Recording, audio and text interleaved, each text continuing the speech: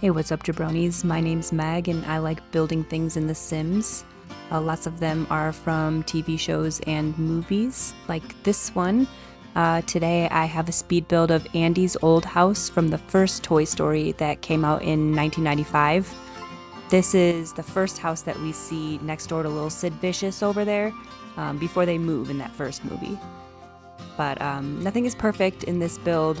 It did come out really well in The Sims. It's super functional. But there's obviously differences in the layout and the decor. It's all not perfect.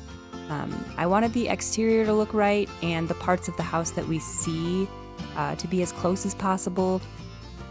And I was super confused by the layout upstairs in particular, because you can kind of see where Andy and his friends at one point run out of his room to the hallway upstairs to get downstairs, but they don't really show any other doors upstairs that I saw at all. So it gets a little wonky up there, just as a warning, because in the opening he comes down this whole hallway and there should definitely be a door there, but you'll see where I squeeze the laundry room in the tour. But fair warning.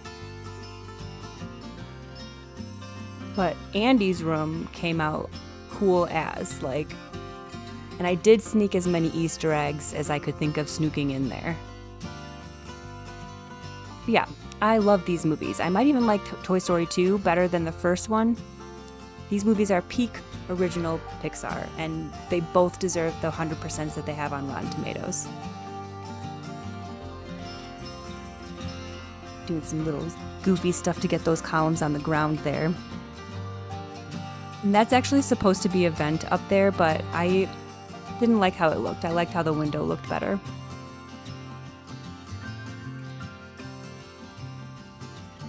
But yeah, Toy Story is a super cool movie for lots of reasons. So Toy Story was Disney's first time working with Pixar.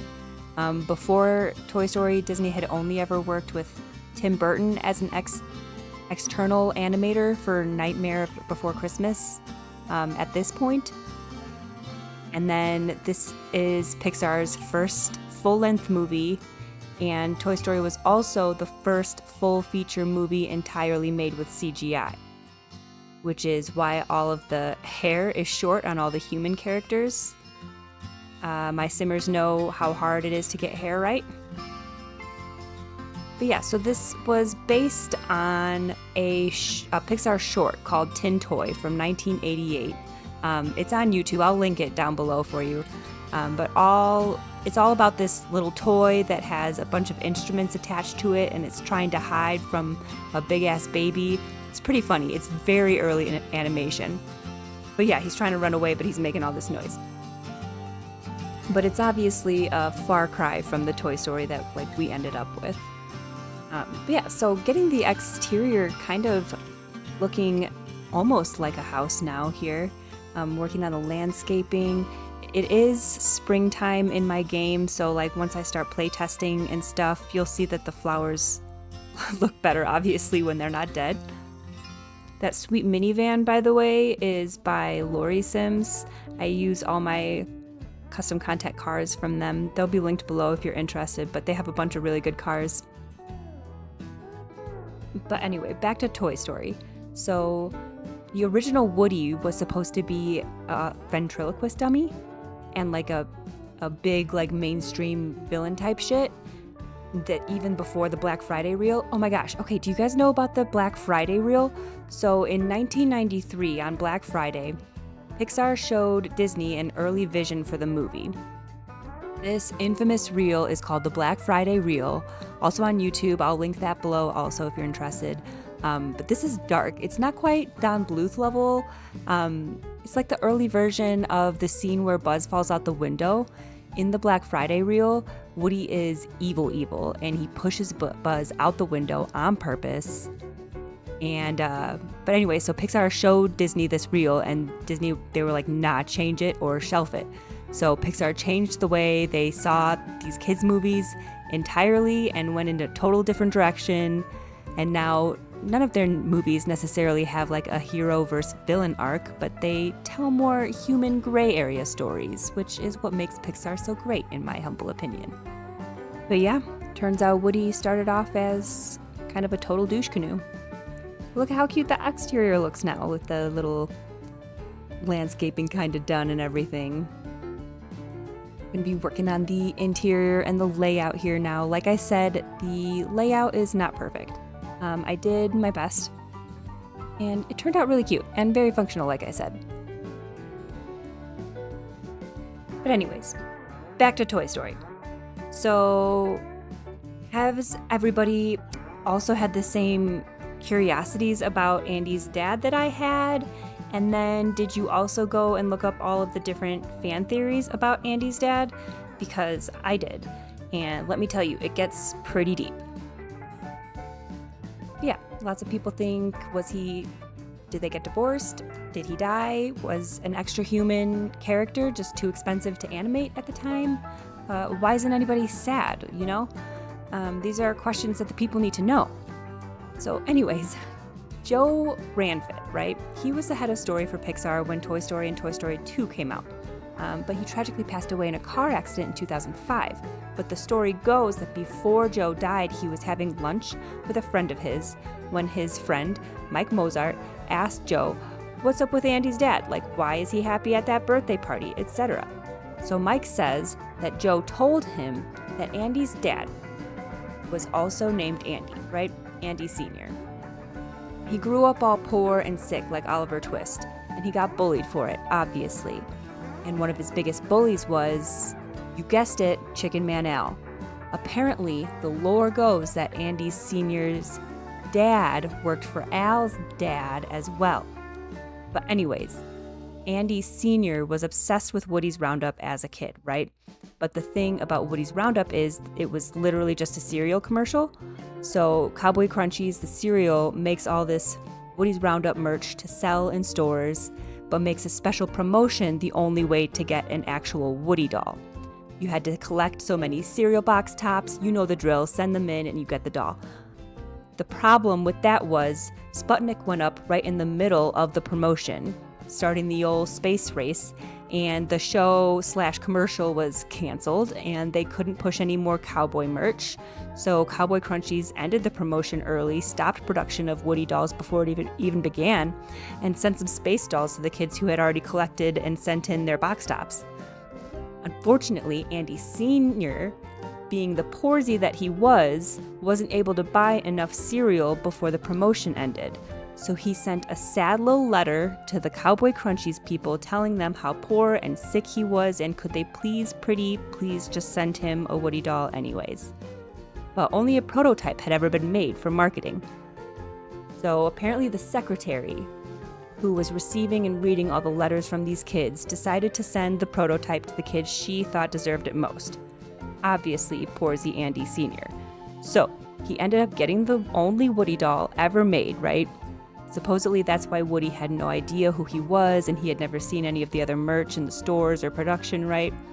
So Andy Sr. gets the doll in the mail, and right after, his polio gets real bad. So he has to go to hospice and burn all of his belongings. But he rescues Woody, Slinky Dog, and Mr. Potato Head from the pyre and locks them in a trunk. So Andy Sr. recovers, he meets Andy's mom, they get married, and they have Andy, and they are expecting Molly when post-polio syndrome hits. The family moves back into Andy Sr.'s childhood home, where he dies shortly after giving Andy the key to the trunk, right? Assuming after he'd learned polio can't survive outside the body more than a couple months, right? Let's hope. So, Andy opens this trunk after his dad dies and finds all of these toys who mistake Andy for Andy Sr., and they never even realize that their original owner is dead. Now, this is all based on one dude's story of having lunch with another dude. So I'm taking it all with a grain of salt, especially because it still doesn't explain why Andy and his mom are so happy throughout the first movie. But it does explain some other plot holes. But, unfortunately, Joe will never be able to tell us if it's true or not, so I guess it's up to us. What do you guys think? Have you guys heard any of these theories before? Do you have any other theories? I'd love to know. I did take some family pictures and put them up around the house In the movie, they're supposedly from Andy's dad's childhood, actually, like the ones on the staircase and stuff. But I did end up actually like making an Andy Sr. sim and putting him in my family to take pictures, and then I killed him. So there are photos of a sim that I killed in this house. But I am just about done with the living room, and I finished the hallway by the front door. I did put a plant out there for the army men to hide while they're spying on the presents. And I do end up putting like presents and decorating down here for Andy's birthday party later, so you'll see that in the tour. Kind of came out cute with some streamers and balloons, and I did hide some presents in the closet too. But yeah, once I figure these shutters out, which took me embarrassingly long, and finish putting some stuff on the walls down here, we're pretty much done with the first floor, and then we'll get into what we're all here to see, Andy's room. But first, should we talk about the shopping cart-sized elephant in the room, while For Rent still sits buggy as all shit? Because Twisted Mexi, that absolute gem, already got rid of it in the new Better Build Buy update. Linked below, besties.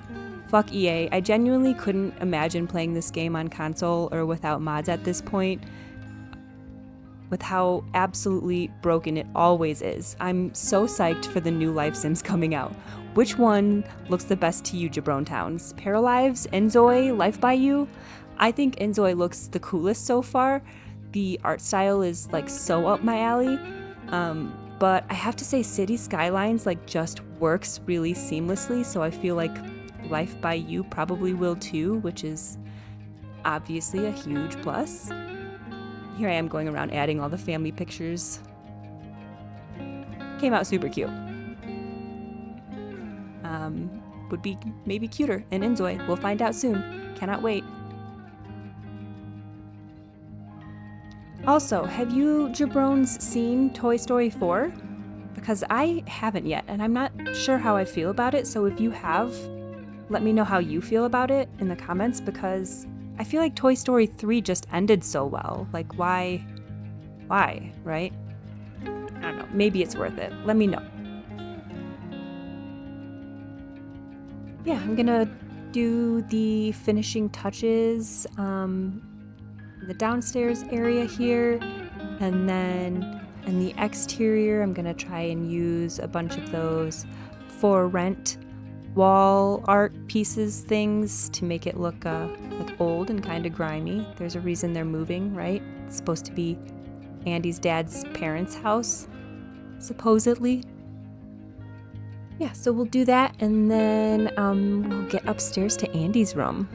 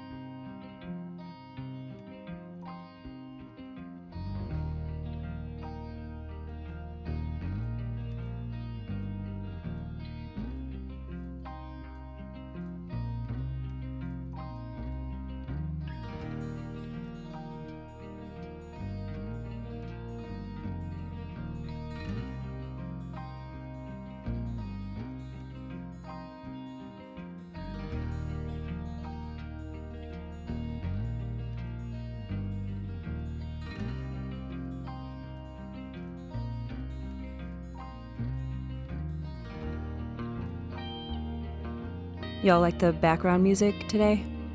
YouTube says it's happy, country, or folk music. What do you guys think? All right, we are in Andy's room now. So I've pulled out a bunch of stuff.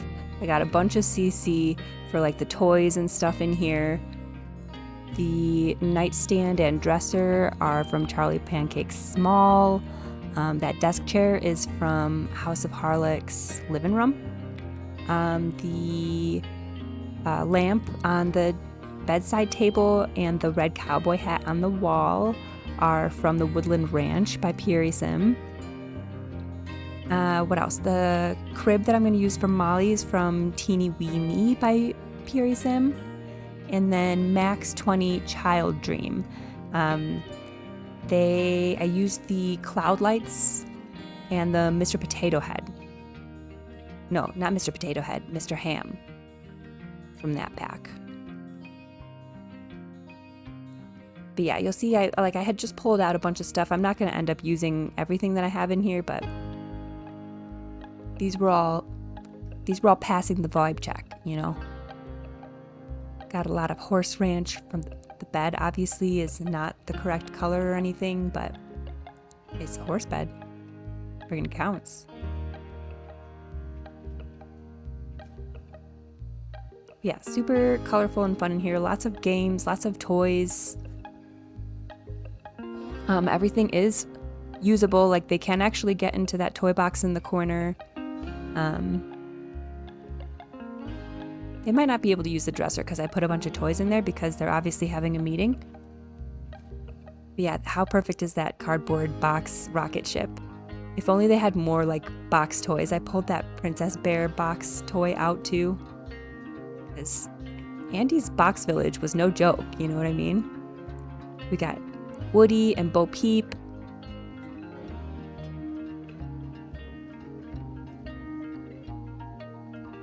Scary looking Rex and Mr. Ham over there, and then there's that squeaky toy. Put him on the shelf in the closet, and then RC car. So good. And obviously his red cowboy hat's on the wall. The toys are having a meeting. Get out of here. You're not invited. It's a little busy, but it looks real cute.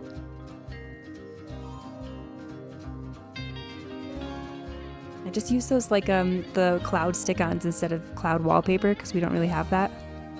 Yeah, that's pretty much it. I hope you guys enjoyed this as much as I did. This build is on the gallery if you're interested. My ID is TheMegstar. Make sure to include CC when you're searching. I will link all the mods and CC that I used in this build in the description box.